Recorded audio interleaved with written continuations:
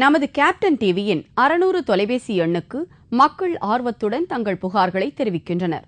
இன்று தேர்ந்தெடுக்கப்பட்ட புகார் சமூக விரோதிகளின் கூடாரமாக மாறியிருக்கும் பேருந்து நிலையத்தின் அவல நிலை குறித்தது. திண்டிவனம் நகரத்திற்கு நாள்தோறும் ஆயிரக்கணக்கான மக்கள் வந்து செல்கின்றனர்.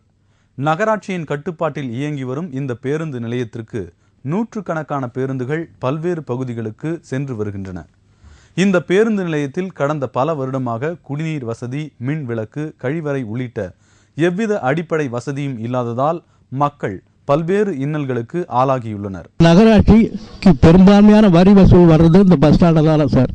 ஆனால் அந்த பஸ் ஸ்டாண்டை பற்றி நகராட்சி எந்த விதமான ரிஸ்க் எடுத்துக்கிறதே இல்லை. அவங்க தற்காலிகமாக சரி செய்யுது. இந்த ரோடுகள் மற்ற கட்டடங்கள் எல்லாம் சரி பார்த்து செய்யலாம். இதுக்கு எவ்வளோ ஆவணங்கள் இருக்குது. ஆனாலும் எந்த விஐபிக்களும் யாருமே இந்த பஸ் ஸ்டாண்டை பற்றி ரிஸ்க் எடுத்துக்கிறது இல்லை. பேருந்து நிலைய கட்டிடங்கள் முழுவதும் சிதலமடைந்து இடிந்து விடும் ஆபத்தான நிலையில் உள்ளதோடு நிலையத்தின் உள்புற சாலைகள் குண்டும் குழியுமாக காட்சியளிக்கின்றன. இதனை பராமரிக்க வேண்டிய நகராட்சி நிர்வாகமே தற்போது பராமரிப்பின்றி கிடப்பது வேடிக்கை.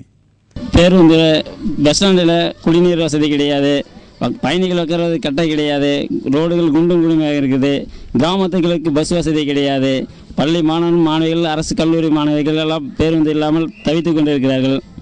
எவ்வித வசதியும் இல்லாத இந்த பேருந்து நிலையம் மாலை 6 மணிக்கு மேல் சமூக விரோதிகளின் புகலிடமாக முற்றிலும் மாறி வருகிறது. கஞ்சா விற்பனையும் இங்கு அமோகமாக நடைபெற்று வருவதாக கூறப்படுகிறது. இதனை தடுக்க பேருந்து நிலையத்தை சீரமைத்து அனைத்து பேருந்துகளும் பேருந்து நிலையத்திற்குள் வந்து செல்ல அரசு நடவடிக்கை எடுக்க வேண்டும் என்பது திண்டிவனம் நகர மக்களின் நீண்ட நாள் கோரிக்கையாகும். கேப்டன் டிவி செய்திகளுக்காக திண்டிவனத்திலிருந்து செய்தியாளர் சரவணனுடன் ஜே முருகன்.